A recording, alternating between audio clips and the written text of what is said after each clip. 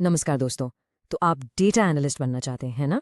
लेकिन ये समझ नहीं आ रहा कि आखिर शुरुआत कहाँ से करें, कौन सा टूल पहले सीखें, कौन सा बाद में। अगर आपके मन में भी यही सब सवाल है तो आप बिल्कुल सही जगह पर हैं।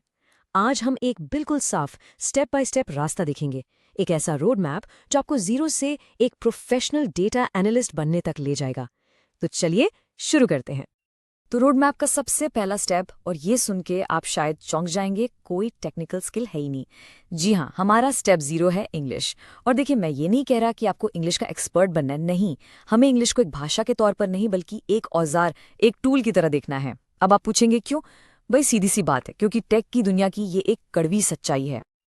आप खुद सोचिए, मान लीजिए आप एसक्यूएल सीख रहे हैं और आपको कोई एरर आ गया। अब आप उसका सोल्यूशन कहाँ ढूंढेंगे? गूगल पे, राइट? जो भी आर्टिकल्स, फोरम्स या वीडियो ट्यूटोरियल्स मिलेंगे वो 99% इंग्लिश में होंगे। जो ऑफिशियल डॉक्यूमेंटेशन होता है वो भी इंग्लिश में होता है। तो यहाँ मकसद फराटेदार इंग्लिश बोलना नहीं है। मकसद सिर्फ इतना है कि आप टेक्निकल चीजें पढ़कर समझ पाएं और अपनी प्रॉब्लम का हल खुद निकाल सके, बस। और इसके लिए कोई भारी भरकम ग्रामर सीखने की जरूरत नहीं है। आपको बस कुछ मुट्ठी भर कॉमन टेक्निकल शब्दों का मतलब पता होना चाहिए। जैसे स्क्रीन पर देखिए, फिल्टर, पिवट, जॉइन, मेजर। ये वो शब्द हैं जो आपको बार बार दिखेंगे। अगर आप इनका मतलब समझते हैं तो आपका आधा काम तो वैसे ही हो गया। बस इतनी समझ काफी है। चलिए, अब 0 स्टेप से आगे बढ़ते हैं और आते हैं अपने पहले असली कदम पर। स्टेप नंबर 1, एक्सेल या गूगल शीट्स। हाँ, वही एक्सेल जो हम सब ने कभी ना कभी इस्तेमाल किया है। देखिए, ये कोई फैंसी प्रोग्रामिंग लैंग्वेज नहीं है, लेकिन यकीन मानिए, ये डेटा एनालिटिक्स की दुनिया की नींव है, इसका आधार है। आप किसी भी कंपनी में चले जाइए, सबका काम कहीं ना कहीं एक्सेल से शुरू होता ही है। तो एक्सेल में सीखना क्या है? देखिए, आपको एक्सेल का एक्सपर्ट नहीं बनना। बस कुछ जरूरी चीजें हैं जिन पर पकड़ बनानी है। जैसे डेटा को सॉर्ट और फिल्टर करना, वी लुकअप और अब एक्स लुकअप से अलग अलग शीट से डेटा खींचना, इफ, काउंट इफ जैसे फॉर्मूले लगाकर कंडीशंस लगाना, और हाँ, सबसे जरूरी, पिवट टेबल्स। ये तो समझो जादू है। बड़े से बड़े डेटा को चुटकियों में समराइज कर देता है। साथ में थोड़े बहुत चार्ट्स बनाना और डेटा को साफ करना आना चाहिए। तो इस स्टेप का आपका टारगेट क्या है? आपका गोल ये होना चाहिए कि आप में इतना कॉन्फिडेंस आ जाए कि कोई आपको कैसा भी बिखरा हुआ रॉ डेटा दे दे और आप कह सके, हाँ, मैं इसे साफ करके इससे काम की समरी या रिपोर्ट बना सकता हूँ। जिस दिन आप ये कर पाएंगे, समझिए आपने अपना पहला बड़ा पड़ाव पार कर लिया। ठीक है, एक्सेल की नींव रखने के बाद अब हम आते हैं उस चीज पर जो सबसे सबसे ज्यादा जरूरी है। Step number 2, SQL. और मैं यहाँ जरूरी शब्द पर बहुत जोर दे रहा हूँ। ये कोई ऑप्शन नहीं है, ये एक मस्ट है। ये वो भाषा है जिसके बिना आप डेटा एनालिस्ट कहला ही नहीं सकते। क्यों? क्योंकि कंपनियों का सारा डेटा एक डेटाबेस में होता है और एसक्यूएल ही वो चाबी है जिससे आप उस डेटाबेस का ताला खोलकर डेटा निकाल सकते हैं। अब एसक्यूएल को सीखने का भी एक सही क्रम है, एक लॉजिकल रास्ता है। सबसे पहले सेलेक्ट और वेयर से डेटा निकालना सीखिए, फिर ऑर्डर बाय से उसे तरतीब देना। इसके बाद काउंट, सम, एवीजी जैसे फंक्शंस को ग्रुप बाय के साथ यूज करके डेटा की समरी बनाना। फिर आता है जॉइंस, जिससे आप अलग अलग टेबल्स को जोड़ते हैं। उसके बाद सब क्वेरी और सीटीईज से आप मुश्किल सवालों के जवाब निकालते हैं। और आखिर में विंडो फंक्शंस, जो इंटरव्यू में बहुत पूछे जाते हैं। इस रास्ते पर चलेंगे तो कभी नहीं भटकेंगे। इस पूरे रास्ते में एक चीज जो सच में गेम चेंजर है, वो है जॉइंस। देखिए, डेटा कभी भी एक ही टेबल में नहीं होता। कस्टमर की जानकारी कहीं और, उसके ऑर्डर्स की जानकारी कहीं और। जब तक आप इन दोनों को जोड़ना यानी ज्वाइन करना नहीं सीखेंगे, आप असली बिजनेस प्रॉब्लम सॉल्व ही नहीं कर सकते। यही वो स्किल है जो एक नौसिखिए और एक प्रोफेशनल एनालिस्ट में सबसे बड़ा फर्क पैदा करती है। तो एसक्यूएल सीखने का आपका फाइनल टारगेट क्या होना चाहिए? वो ये है कि आप पूरे आत्मविश्वास के साथ कह सकें, आप मुझे कोई भी बिजनेस सवाल दीजिए, मैं डेटाबेस से सीधे डेटा खींचकर उसका जवाब दे सकता हूँ। जिस दिन ये पावर आपके हाथ में आ गई, समझ लीजिए कि आपने एसक्यूएल पर मास्टरी हासिल कर ली है। ओके, तो अब तक हमने डेटा निकालना और उसे समझना सीख लिया, लेकिन कहानी यहीं खत्म नहीं होती। असली चुनौती तो अब है अपनी फाइंडिंग्स को, अपनी इनसाइट्स को दूसरों को समझाना। और यहीं पर एंट्री होती है बिजनेस इंटेलिजेंस यानी बीआई टूल्स की।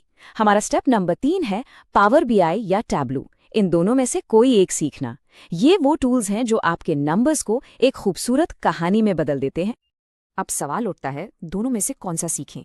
देखिए, दोनों ही अपनी अपनी जगह बेहतरीन हैं, लेकिन मैं आपको एक प्रैक्टिकल टिप देता हूँ, खासतौर पर इंडिया के जॉब मार्केट के हिसाब से। यहाँ पर पावर बीआई की डिमांड आमतौर पर टैब्लू से थोड़ी ज़्यादा है। तो अगर आप कन्फ्यूज्ड हैं कि कहाँ से शुरू करें, तो पावर बीआई चुनना एक स्मार्ट मूव हो सकता है।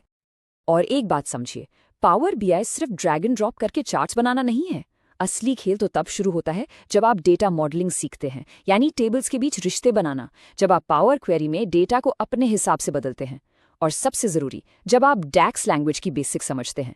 डैक्स के बिना पावर बीआई अधूरा है। आखिर में आपका मकसद सिर्फ चार्ट्स दिखाना नहीं, बल्कि उन चार्ट्स के जरिए डेटा की एक कहानी बताना है। तो इस तीसरे स्टेप का आपका टारगेट ये है कि आप कह सकें, मैं एक ऐसा इंटरैक्टिव डैशबोर्ड बना सकता हूं जिसके जरिए मैं डेटा से निकली गहरी से गहरी बात भी किसी ऐसे इंसान को समझा सकता हूं जिसे टेक्निकल चीज़ों की कोई समझ नहीं है। यही एक टॉप एनालिस्ट की असली पहचान होती है, कॉम्प्लेक्स को सिंपल बनाना। चलिए अब बात करते हैं नेक्स्ट लेवल की। अब तक जो हमने सीखा उससे आपको एक अच्छी डेटा एनालिस्ट की जॉब मिल सकती है, लेकिन अगर आपको भीड़ से अलग दिखना है तो आता है हमारा स्टेप नंबर 4, पाइथन। और हाँ, मैं साफ कर दूं, ये ऑप्शनल है, लेकिन ये एक ऐसा ऑप्शनल है जो आपको एक सुपर पावर देता है, एक बहुत बड़ा एडवांटेज। अगर आप करियर में रॉकेट की तरह आगे बढ़ना चाहते हैं तो पाइथन आपके लिए है। और पाइथन का नाम सुनकर घबराना नहीं है, आपको कोई सॉफ्टवेयर डेवलपर नहीं बनना। डेटा एनालिटिक्स के लिए आपको बस कुछ चुनिंदा चीज़ें सीखनी है। पाइथन के बेसिक्स जैसे वेरिएबल्स और लूप्स, फिर सबसे ज़रूरी लाइब्रेरी पैंडास जो डेटा क्लीनिंग का बादशाह है, मैटप्लॉटलिब बेसिक चार्ट्स बनाने के लिए, और नमपाई नंबर्स के साथ काम करने के लिए। और ये सारा काम आप करेंगे जुपिटर नोटबुक्स में, बस इतना काफ़ी है। तो पाइथन सीखने का असली फ़ायदा क्या है? फ़ायदा यह है कि आप कह पाएंगे, जो काम एक्सेल में घंटों लेता है या जो बड़ा डेटा सेट एक्सेल खोल भी नहीं पाता, उसे मैं पाइथन से मिनटों में साफ और एनालाइज कर सकता हूँ। ये स्पीड और ये पावर ही आपको कंपटीशन में मीलों आगे खड़ा कर देगी। ठीक है, हमने टूल्स की बात कर ली, Excel, SQL, Power BI, Python, सब हो गया। लेकिन अब सबसे ज़रूरी बात, एक घर सिर्फ ईंट और सीमेंट से नहीं बनता, उसे एक नक्शे की ज़रूरत होती है। वैसे ही एक एनालिस्ट सिर्फ टूल से नहीं बनता, उसे एक सोच की ज़रूरत होती है, और वो सोच आती है स्टेप नंबर 5 से, स्टैटिस्टिक्स। ध्यान रहे, ये कोई टूल नहीं है, ये एक कंपल्सरी कॉन्सेप्ट है। और यहाँ भी आपको कोई प्रोफेसर नहीं बनना है, आपको बस कुछ बेसिक कॉन्सेप्ट समझने हैं, जैसे मीन मीडियन मोड में क्या फ़र्क है, वेरिएंस और स्टैंडर्ड डेविएशन क्या बताते हैं, कोरिलेशन क्या होता है, ए/बी टेस्टिंग और प्रोबेबिलिटी के बिल्कुल बेसिक्स। ये कॉन्सेप्ट्स आपको डेटा के पीछे छिपे क्यों को समझने में मदद करते हैं।